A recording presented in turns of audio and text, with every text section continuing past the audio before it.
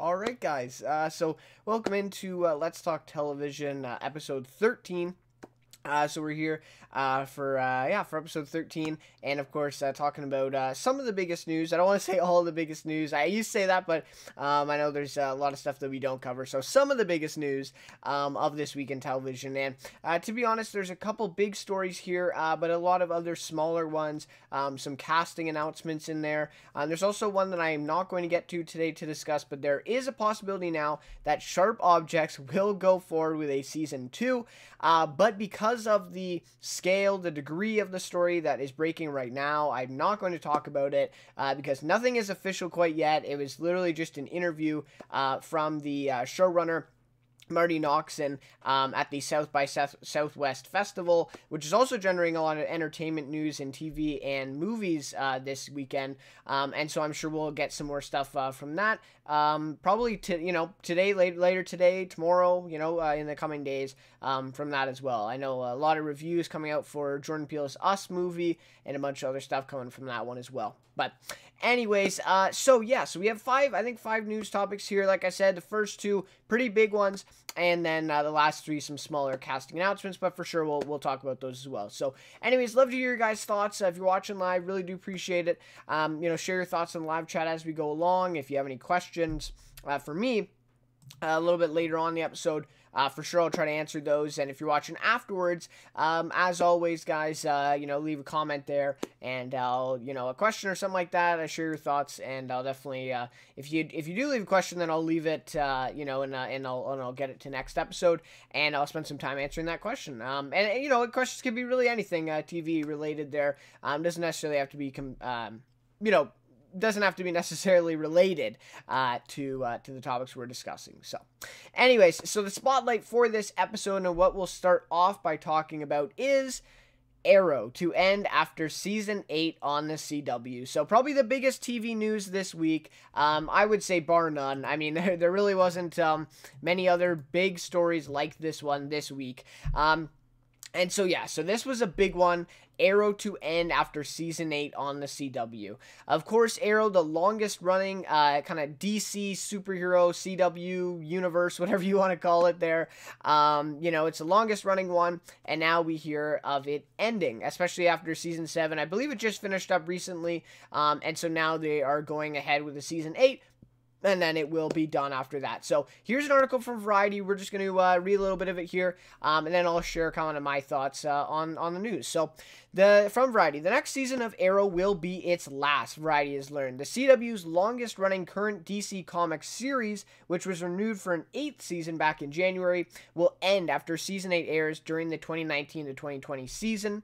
The final season will consist of 10 episodes, which is, a far lesser number of episodes than season 7 and most of the previous seasons. So that's also a big part of this too. Quote, "This was a difficult decision to come to, but like every hard decision we made for the past 7 years," right? The series has been on for 7 years. "It was with the best interests of Arrow in mind." Series executive producers Greg Berlanti, Mark Guggenheim, and Beth Schwartz said in a statement. Quote, "Again, we're heartened by the fact that Arrow has birthed an entire universe of shows that will continue on for many years to come. We're excited about crafting a conclusion that honors the show, its characters, and its legacy." Series star Stephen Amell also posted a message on Twitter saying, quote, "Playing Oliver Queen has been the greatest professional experience of my life, but you can't be a vigilante forever. There's so much to say. For now, I just want to say thank you." So you can go look at that tweet as well. I know Arrow fans, obviously, kind of big fans, Stephen Amell, probably follow him on there and probably took a look at that tweet, right? Arrow launched on the CW in 2012 and remains one of the network's highest-rated shows. It helped what has come to be known as the Arrowverse, an interconnected universe of other DC shows. The other current Arrowverse shows are The Flash, Supergirl, and Legends of Tomorrow. The CW is also as a Batwoman pilot in development, starring Ruby Rose, starring Ruby Rose, with that project considered likely to get a series pickup very soon. So, pretty much all the information that we need to know to, discuss this now, right? Okay, so Arrow, the first show that kind of spawned this big universe. I wasn't actually sure that it was called the Arrowverse. I thought it was just kind of DC Comics, CW universe. I didn't know that there was a specific name for it going in. So I have not seen... I don't think I've seen episodes of The Flash, the very season 1 episodes, but I don't think I've seen an episode of Arrow before. But as a TV fan and as someone who has been kind of watching the CW Arrowverse now, if you like to call it, and seeing this Batwoman pilot, we did some videos on that about a month ago, I would say, discussing that pilot and what could be in store for that. And, of course, that was after the crossover event, the Elseworlds crossover event, right, that they had, and that's kind of where Batwoman came in, and, if you will, a backdoor pilot to what that character could have in their own series. And then, of course, they got a pilot, and Ruby Rose, obviously, playing Batwoman, and I'm sure that that'll get a series pickup, right, by CW to grow this universe, obviously, right? But, yeah, so... Right, it's one of the first shows, and it's coming to an end. So, obviously that could be, a marker for future things to come for shows like The Flash, Supergirl, and Legends of Tomorrow. Of course, Batwoman's just getting started, so let's not get too ahead of ourselves. But I think ultimately this just comes down to 8 seasons, right? I mean, 2012 was when they started, and they're going to end up finishing in 2020, right? So... and you see this with all these long-running shows. It's, once you get to a point, where you've kind of reached your peak or your pinnacle of success, if you will, you really can't get back to that, right? And I feel like Arrow already has reached that level. And, in being a show like this, a superhero genre show, there's not a lot of new things that you can take this character in and, new storylines that are going to be, like, completely refreshing, right? So I think this is just a series that eventually had, it eventually had to end, right? Because there's just not an unlimited amount of things that you can do with this character and within this universe, right? And that's another big thing too, that may even, I mean, obviously this is all, so it may restrict, the universe may restrict Arrow in a way, but it also wouldn't because of these crossover events that they do, and they also are able to invent some new storylines and plots and characters in these events. And so, obviously I think Arrow, it's just, it's 7 seasons, 7 seasons now. They're going to be with their 8th season, and it's just been on a long time. So I really don't think there's many reasons outside of that. The ratings have still been very good. I forgot to check the Arrow Season 7 ratings, but as the article states, and from everything else I've read about people talking about this, ratings are there, right? So the ratings are really not, and I think they have gone down. To be fair, they have gone down from, maybe their peak, if you will, like I was saying, maybe around Season 5 or Season 6 there. But yeah, so they have gone down, but they're still there. I mean, a CW show, ratings-wise, they keep a lot of shows around, like, just around the 1 to 2 million mark per episode, right? And so, for the CW, and especially this Arrowverse, and how successful Arrow and how popular it has been, their ratings, I don't think would ever really play a big part, unless they really did dip, down below 1 million, which probably wouldn't happen, right?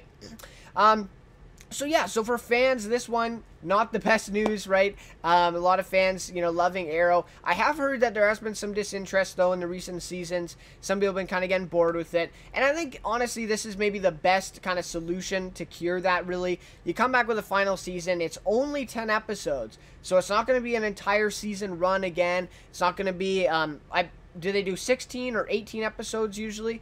Or some of these networks do 22 episodes. I'm not sure if previous seasons were 22 episodes or not, but, I think that's a really great idea. Come back with a quick 10 episodes, explore an arc, also come up with a good finale. That's one of the best things about this kind of news, is that when a show knows it's actually ending, rather than just being canceled, right? You can talk about Daredevil on Netflix and all these other shows, recently even, that were not able to give a proper ending to the fans because they didn't even know that they were going to be ending, right? But Arrow knows that it's ending. It now has time to put together a satisfying, satisfying, entertaining ending to this character and this story, and it's going to be really great. So I think, again, this is probably the best possible solution to this. And let's be honest, I mean, we all knew that Arrow was going to end at some point, right? And so I think maybe this is, you know, the best possible circumstance that we could have had. You know, I think everyone can agree that if CW just canceled it after season 7, that would have been much, much worse, right? I'm not sure how season 7 ended off because, of course, I haven't watched it, but I'm assuming that that would not be as satisfying as a finale as this one will be now. So a big thing, though, to also discuss here is the upcoming Crisis on Earth X, right? Or Crisis on Infinite Earth X or something like that. Is the crossover event coming up for 2019, which, by the way, these crossover events have been a really brilliant, you know, the marketing of them and just the whole kind of purpose behind them has been really, really well received, and really kudos goes out to CW for developing that and being able to put those on with these crossover events, because honestly, they even get the audience who either isn't caught up or just doesn't watch some of these shows to still tune into these crossover events. And they do a great job of, you know, making the show watchable for those types of viewers who are not necessarily caught up with everything else and all the other shows, right? Because there's 4 shows. I mean, to be caught up with all 4 shows going into a big crossover event, a lot of people don't have a lot of time for that if they're not already watching those shows. So, anyway, so that's going to be a big thing, too, to see if Arrow appears in that and what his part is in that. And then also, if they introduce another character similar to the Batwoman introduction, backdoor pilot, if you will, this crossover event, and then we will see if another series kind of spawns from that. So it'll be very interesting to see, honestly, this next crossover event, I think, is going to be highly anticipated, not only just by fans of the Arrowverse, you know, CW superheroes universe here, but also, you know, I think people who are not necessarily caught up with the shows. I think it's definitely going to be a highly anticipated one for a lot of people. So, anyways, that'll be a very interesting thing to see, you know, that crossover event and what they do with Arrow, especially given, right, that I mean, they'll probably only have 3 or 4 episodes in 2020, right? Even, yeah, I think about 3 to 4. So, you know, it's going to be really interesting to see how they end up doing that and how they kind of end that story for Arrow. So, anyways, guys, love to hear your thoughts on this one. If you are caught up with Arrow, love to hear your thoughts. Your reaction to this news that it is ending after season 8, right? And, you know, how do you feel? Do you think it will be a satisfying ending? Are you kind of, you know, if this had to happen, right? If Arrow had to end, you know, how do you feel about this way of ending it? Are you happy with that? Are you happy with the 10 episode count? I mean, some people I've seen kind of complained about that. They want a last full season, but in my opinion, I think that is a good idea, so it doesn't get too oversaturated, too, you know, boring, if you will, and people aren't just, you know, waiting and waiting for the ending. This way we'll kind of get a quick story wrapping up this character in the show. So, anyways, and there also is a lot to talk about, you know, the end of the universe or whatever. I don't think that's coming anytime soon. Like I said, these crossover events have been extremely successful for the CW, and then also these shows individually have been very successful. So I don't see that happening, and I don't think this is a symbol of that, but obviously it's going to spur that conversation. It's going to spawn, you know, a little bit of debate there. But anyway, so love to hear your guys' thoughts on that one. But otherwise, that'll just about do it for our spotlight topic for this week. All right, so then let's move on to our second big topic. All right, so Arrow ending after season 8. All right, so now let's get to the next one. Matt Bomer to star in the Sinner season 7. I think is it Bomer or Bomer? Matt Bomer. I'm gonna say Matt Bomer. I probably it's the other one. Anyways, so this article is for TV Line. Matt Bomer to star in the Sinner season 3. All right. So, first I just want to preface this with the Sinner Season 2, of course, with Bo Pullman, was, I saw even some people saying it was better than Season 1. I'm not sure that I quite agree with that. I think it was a step down, but I was still very impressed that they could even pull off, you know, an intriguing, captivating, entertaining story again for a Season 2 with Bo Pullman coming back. Honestly, I was really impressed. So, yes, it wasn't as good as Season 1, but I still would, you know, I thought it was still very good television, especially for a network television, and this type of story that they're running with, now being an anthology series as well. again, I thought it was actually a really, really good season for what they were kind of dealt, what kind of cards they were dealt with at the beginning of it. So here we go, a little article here from TV Line. So Matt Bomer is headed back to USA Network via a starring role in the Sinner's just ordered third season. So this was also big news too, that I think most of us kind of thought that they would be giving us a season 3, given season 2's rating success again. Obviously not up to par with season 1, but still a pretty successful rating showing for sure. And so now we get kind of confirmation that it is going to get renewed, as well as their, kind of new star for the upcoming season, right? So Bomer follows in the footsteps of Jessica Biel and Carrie Coon, who headlined seasons 1 and 2 of the anthology-esque crime drama, respectively. And, of course, Bill Pullman, right, coming back for both seasons and season 3. Season 3 of The Sinner follows Detective Harry Ambrose, returning series regular Bill Pullman, as he begins what appears to be a routine investigation of a tragic car accident in upstate New York. However, Ambrose eventually, and then quote, uncovers a hidden crime that pulls him into the most dangerous and disturbing case of his career. That's pretty, that's a pretty big deal, because given season 1's case, right, and that not even being his most disturbing case of his career, this one's going to be a very interesting one, and very high stakes attached. So that is the official logline. Bomer, who currently can be heard and who can currently be heard and sometimes seen in DC Universe's Doom Patrol, will play Jamie, an upstanding local resident and expectant father who looks to Ambrose for support in the wake of the aforementioned accident. Right, Derek Simmons is back as the Sinner's showrunner for the 3rd season. So great to hear that, by the way, that the showrunner is coming back, that we're going to be kind of staying on this consistent theme and tone throughout season 3. That's also great news to hear there as well. So, first of all, Matt Bomer, he in one of my favorite shows, I have to say it, White Collar. If you want to talk about network, buddy cop, kind of detective, shows like this, I make the comparison to Suits quite a bit, actually. Obviously they're not lawyers in White Collar, but kind of a similar thing with Mike and Harvey in Suits, with Neil and,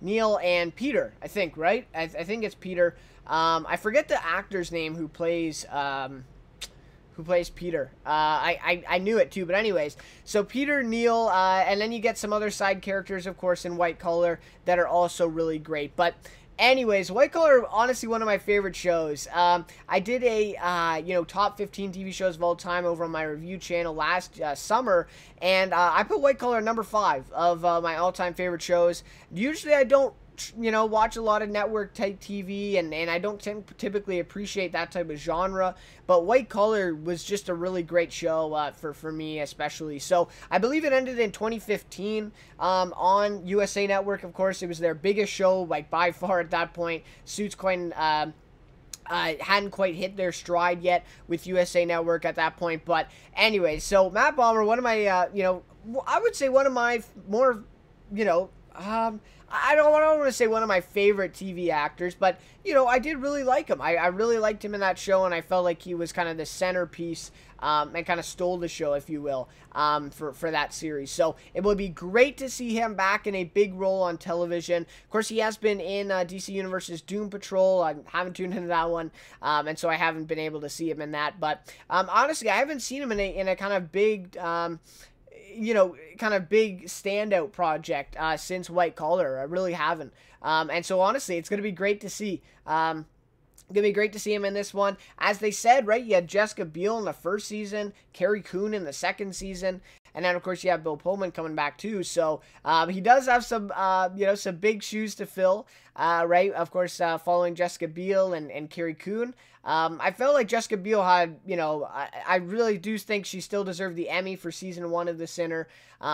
She gave the best performance of an actress on TV that year. But Regina King ended up winning in the recent Emmys. But anyways, So yeah, really great stuff here to hear the Matt Bomer is coming back. And this story also sounds very intriguing. Another one that is, very mysterious just on the surface. And then, of course, they'll go into it. They'll give us lots of twists and turns throughout this one. And it's shaping up to be an awesome season again. So hopefully season 3 we'll see in the summer then this year with, of course, Bill Pullman, Matt Bomer. I'm sure we'll get some other casting announcements. It was great to see Tracy Letts in season 2. And then we also got who was the actress who played Tracy Letts' daughter in it was also a known actress who I'd seen in other projects as well. I'm forgetting her name right now. But yeah, she was great too. So this show has had some really great cast. Looking back to season 1, you had Christopher Abbott, who was also in that. Who has, after the Sinner season 1, he's been in a couple of really impressive projects. I'm trying to think of other guys in season 1. I don't think there was any other mention, well-known names in that one. But anyways, yeah. So season 3 of The Sinner, I'm looking forward to it. Again, season 2, really impressed that they were able to come back and give us just even an entertaining season. I mean, I wasn't expecting too much from it after season 1. Of course, it was supposed to be a limited series, and then they've now made it into an anthology. And you know what? Season 2, it worked for me. So let's see how season 3 goes. And it's with, an actor that I really enjoy. So yeah, really look forward to it. So love to hear your thoughts on this one. The Sinner season 3 with Matt Bomer and Bill Pullman coming in the summer on USA Network. And we'll have to see how it is then. All right, so let's move on to the next topic then, which is a little bit of a, kind of a big one actually this week as well. Definitely made some headlines for sure. And this news actually kind of goes along with some news that was already broken. I think it was a couple months ago, I think in December actually, so maybe 2 or 3 months ago, about Smilf and, on Showtime and the creator Frankie Shaw. So there was some big reports there, I believe it was December, of course about her misconduct on set and some, kind of controversial things there as well. One of the, big headlines was segregation as well on set and stuff. So, obviously some, a lot of attention, a lot of buzz, kind of spotlight, Frankie Shaw kind of put in the spotlight, and along with her show, which is an unfortunate coincidence of that, consequence of that. But it is truly unfortunate because, again, if she was the sole, person responsible for these things, Smilf is kind of getting all of that, backlash, put on it, and some of those crew members and, writers, directors, actors, everyone involved, is going to be involved with that too. And we saw that similar with Roseanne, and her show, and then how they basically had to make this whole new spinoff with the Connors and all that stuff happen. But anyways, so here we go. Smilf canceled by Showtime amid creators' alleged misconduct. So again, it's important to remember it is alleged misconduct. There is an investigation right now, but there's nothing that has come out quite yet. So this is from the Hollywood Reporter. Great article, by the way, as well. It goes a little bit more in depth here.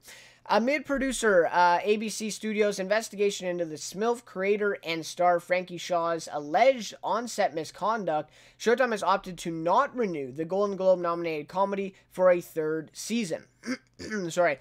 Quote, after weighing a variety of factors, Showtime has decided that Smilf will not move forward for a 3rd season.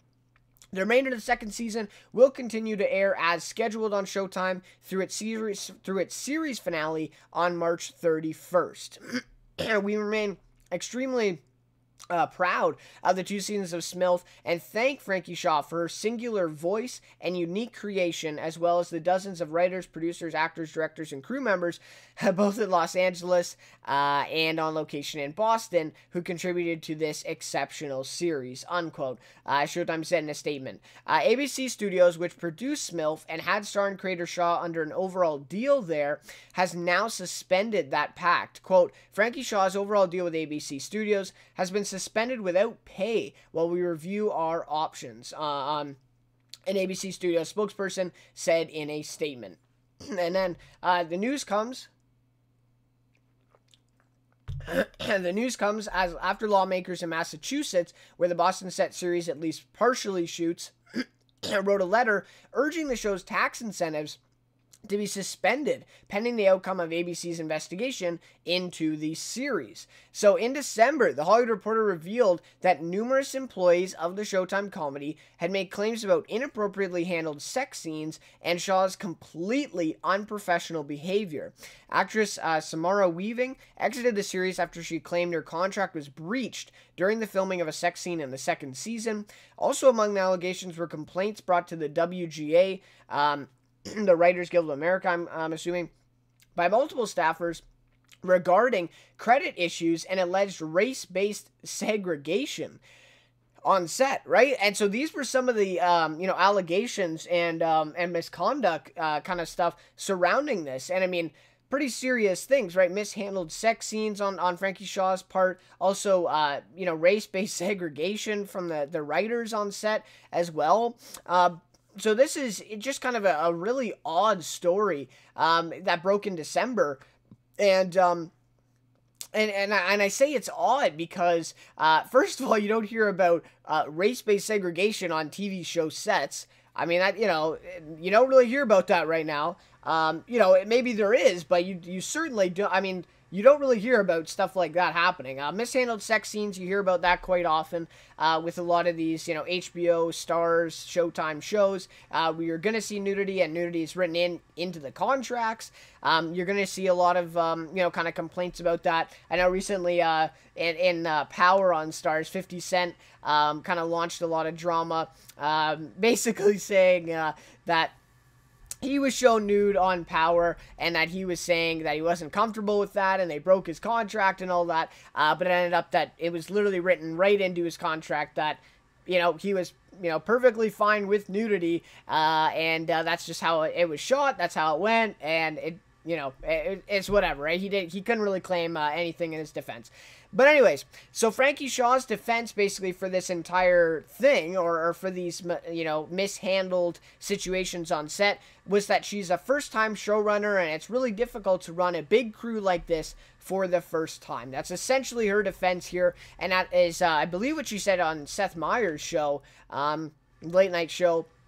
But she went on there, and I think he asked her about the little bit of the controversy and the alleged misconduct. So, it's true, because she was a short film kind of director before this, and then I believe she did this as kind of a sketch or something, or she did a really small time version of this, and then Showtime actually picked it up and put the budget into it, the crew into it, and all this production into it, and obviously made it a Showtime, a big Showtime series, right?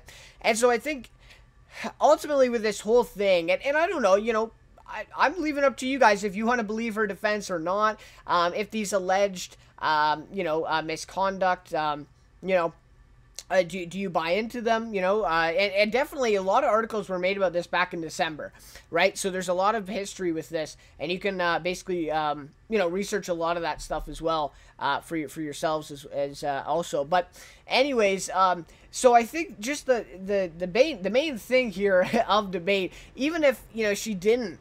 Even if these misconducts are alleged and that, somehow they were a little exaggerated or something like that, right? Or it was written in the contract about this sex scene and, it ends up being that there wasn't a real issue. Even still, I think that Frankie Shaw and Showtime kind of went into this a little bit too fast. And ABC Studios as well was signing a deal with her and also, producing the show. With Showtime. I think they just went a little bit too fast into this one. It is great to see someone like Frankie Shaw and, a show like this with the theme, picked up and given a chance to, kind of get that exposure and get that production, of a big Showtime show. But it just seems like she really wasn't ready to be a showrunner. And, I checked out, I think it was episode 1 and 2 of season 1, because I was going to do a review on the channel as well. To me, I really did not connect with it at all. I found some parts kind of funny in the pilot, but I really just did not connect to it at all. And I don't know, Frankie Shaw's performance wasn't the best for me either, and so I just kind of disregarded it. But I think, again, it was just a really kind of quick deal here to get Frankie Shaw in after, you know, she develops this this show, give her a huge overall deal with the studio and all this stuff, put her in this position of being a showrunner, star, executive producer, writer. I think she directed an episode. Like, it's crazy responsibility, right? And so I kind of buy her defense. I don't think it really relieves her of any of these, you know, responsibilities for this alleged misconduct at all. If she's a showrunner and she's accepted it, I mean, she is still, you know, 100% responsible for these things. But I do think that I kind of buy into her defense a little bit, that maybe this deal and maybe this whole situation was a little bit rushed into, and that Frankie Shaw wasn't quite ready to take on this type of role in a show this big, right? In a show this big, with the production and everything involved. So, and to me also, going on the cancellation news, the ratings were absolutely horrible in season 2. I mean, if you want to, like, really quite bad. I did check the ratings right before this. We're talking, like, less than 1 million. I think it was at, I forget what it was at exactly now, but I think it was less than 500,000, you know, views per episode. For Showtime, that's really, really low. The first season, I believe, was around 1 million throughout the entire season. But yeah, no, season 2, the ratings were horrible. Of course, this news came out, like, just before season 2 premiered as well. And so I still don't understand why Showtime, you know, has been regularly broadcasting the show still after this alleged misconduct. And seeing that, obviously, it looks like that has affected the ratings and the popularity now for season 2. So I still don't quite understand why Showtime would just go on like the status quo, like nothing happened, and just keep airing this show and expect that, you know, to get the good ratings and popularity again and make money off it. It's like, I don't know, I think it was a bit ridiculous. But anyway, so we'll have to see. Smilf is done, though, for now at Showtime. Obviously, the ratings have played a huge part in that. But also now this controversy around Frankie Shaw and the show in general. So we'll have to see how this is all sorted out. There isn't an ongoing investigation, so I'll have to see how that goes. But I don't think Frankie Shaw will be with ABC Studios. I don't think they will continue her deal. And we'll have to see if they kind of pay her out or something like that. Maybe similar to a James Gunn situation where they got to pay her out basically and part ways with her. But yeah, so we'll have to see. So anyways, if you've been watching Smilf, or if you did check it out, let me know what you thought of the series, and also what you've kind of heard about all this news and what you think of it now being canceled after season 2. So anyways, it's more of a little bit of controversial topic there, but definitely a big one coming out of this week's TV news. Alright, so then let's go on to our next topic. Alright, I'm just gonna check in on everything here. Yep, everything's looking good. Alright. Okay, I appreciate those of you tuning in live. Alright, so let's get to this one. So, Alexandra Daddario to star in new CBS All Access series. So this article is from Deadline. San Andreas actress Alexandra Daddario is set as a series regular in CBS All Access Why Women Kill, a darkly comedic drama from Desperate Housewives creator Mark Cherry. So, of course, Desperate Housewives on ABC, really successful series that ended in 2012. So, 7 years ago it ended, right, already. It doesn't seem like that, right? Created by Cherry, Why Women Kill details the lives of 3 women living in 3 different decades. A housewife in the 60s, a socialite in the 80s, and a lawyer in 2018, each dealing with infidelity in their marriages. This series will examine how the roles of women have changed through these 3 timelines, but also how their reaction to betrayal has not. Daddario will play Jade, seen in 2018, described as a stunningly beautiful, also sweet. She is Taylor's lesbian lover. So I guess Taylor is the lawyer that is in 2018. Extremely grateful to Taylor and Eli, played by Reed Scott, for letting her stay with them after being stalked by a dangerous ex. A neat freak who cleans compulsively, she impresses Eli, who is thrilled to have his slacks and shirts ironed and the house kept in immaculate order.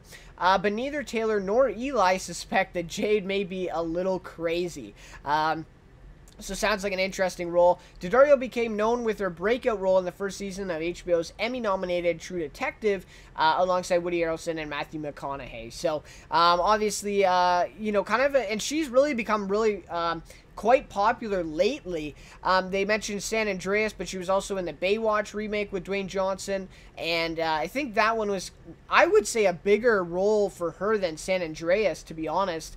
So I'm not sure why they would go with San Andreas as kind of her most known project, but anyways, so yeah, I've seen her in Baywatch, seen her in San Andreas, of course, True Detective Season 1, so obviously she is known, you know, the elephant in the room. She is known as, you know, stunningly beautiful is an understatement for a lot of people, right, when they think of Alexandra Daddario. But oh, and she was also in The Layover too with Kate Upton.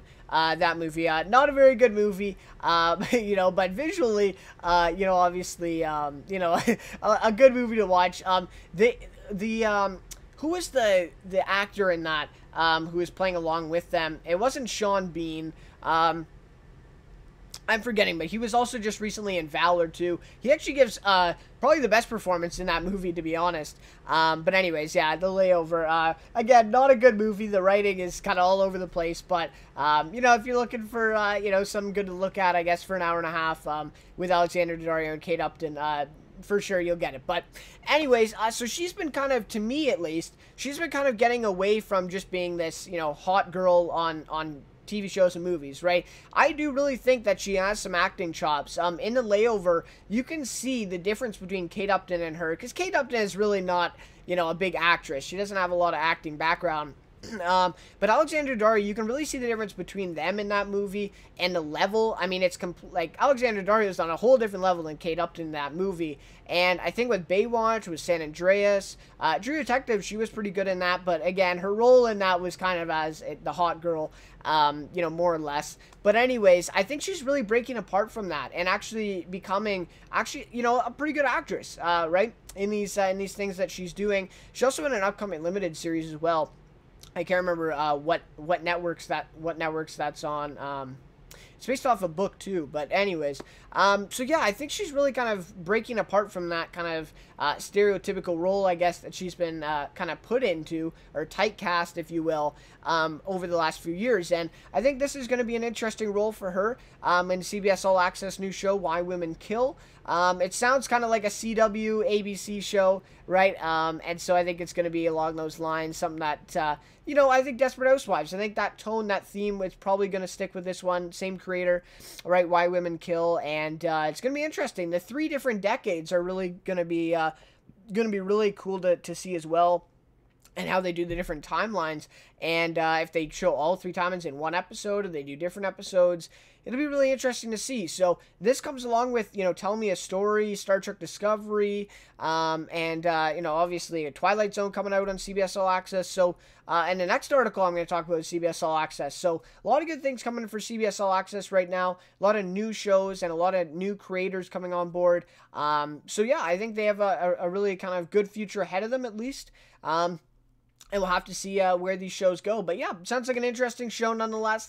Probably something that I'll check out at least. I'll give it a chance. We'll probably see it, I would guess, in 2019, maybe later this year, because this isn't, you know, a lot of the cast has already been announced, right? And I wouldn't be surprised if they're already in production right now. And so Alexandra Daddario is kind of coming along board to be kind of this series regular role. But anyways, so great to see Alexandra Daddario back on a television show, and it is... you know, sounds like an intriguing one. So I'll have to give this one a chance later this year when it comes out on CBS All Access. Alright, so now let's get to our last topic of news for today's episode. And this one, again, like I said, a CBS All Access. Alright, so this one. Santiago Cabrera and Michelle Hurd to star in Jean-Luc Picard's Star Trek series. So this one is from Deadline, and of course, we've known about the Jean-Luc Picard Star Trek spin-off series that they're doing on CBS All Access. A lot of people are really convinced that it's destined to fail at this point and that it's not going to be worth watching, which is definitely, definitely possible, right? Definitely a possibility. But also a lot of people complimenting Star Trek Discovery this season and saying season 2 has really kind of returned to form, right? And a lot of people really enjoying it. So, I think there's both sides to this debate for sure. But anyways, Salvation star Santiago Cabrera is joining for a co-starring role opposite Patrick Stewart in CBS All Access's upcoming Star Trek series that will explore the next chapter of Jean-Luc Picard. Blind Spot alumna Michelle Hurd also will co-star in the series. The new untitled Star Trek series features Stewart reprising his iconic role as Picard, which he played for 7 seasons on Star Trek The Next Generation, as he takes on a new adventure.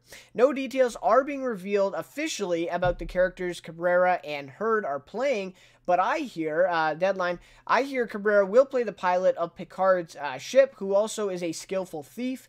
Hurd is playing a former intelligence officer who is a brilliant analyst with a terrific memory that has not been affected by her drug and alcohol abuse. Cabrera was one of the most sought actors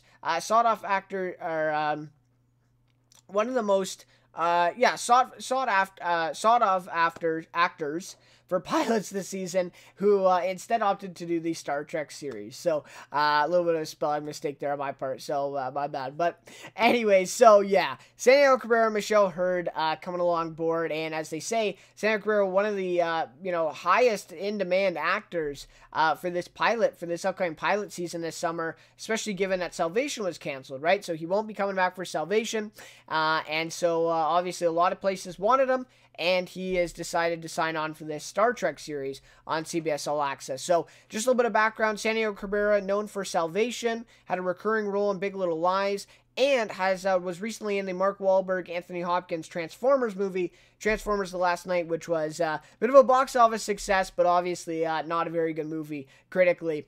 Michelle Hurd is from Blind Spot, Lethal Weapon.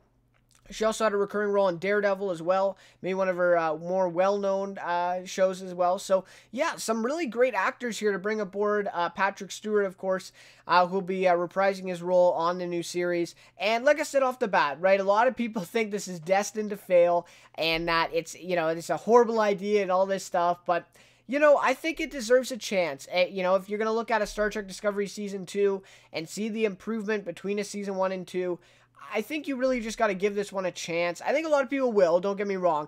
But I think, a lot of people out there, I think you should at least just give it a chance. Look at the pilot of it or look at the premiere when they release and kind of see where this one is going to go. I think with 2 actors like this, who to me are at least Santiago Cabrera, for sure, because I haven't really seen Michelle Hurd in anything. But to see Santiago Cabrera is to me one of the best actors within this network TV kind of space, if you will, right? He's not, I wouldn't say he's not an upper tier guy, like Mahershala Ali just recently in True Detective, obviously. But for a network TV show, Santiago Cabrera is a damn good actor, I think. He's one of the better actors right now working on network TV. And so to get him for this series, obviously along with a Patrick Stewart, I think is a really great first step in getting some good actors. And of course Michelle Hurd, some big roles on some also more well-known shows as well. So I think this is just really great news for the series. Obviously I'm not quite aware of all the Star Trek background. I have not seen the original Star Trek Jean-Luc Picard series, but given that information, I'm a little bit more optimistic on this one. But yeah, you know what? We'll have to see. I think we should wait and see, give it a chance when it comes out. But for now, some good casting announcements here.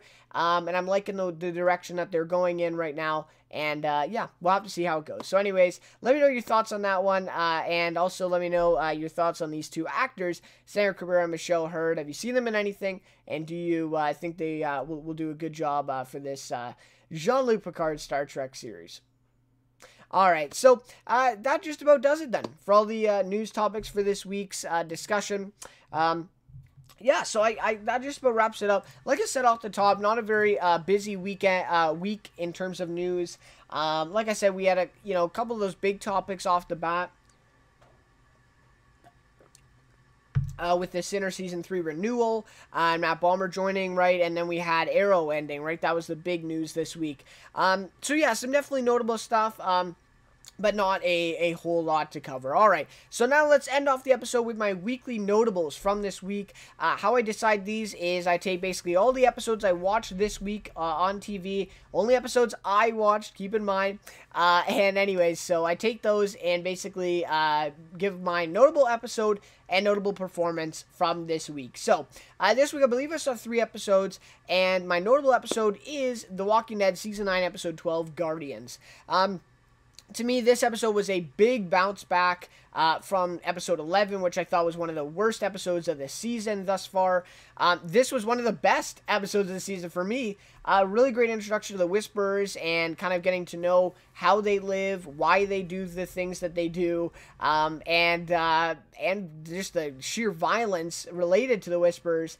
And, of course, the 2 characters, Alpha and Beta. So, just a really good episode. And also, in turn, we got some of Alexandria again, finally, right? It's been forever since we've seen Alexandria in the show again. So, yeah, just a really great episode. I thought it was definitely one of the stronger ones of the season.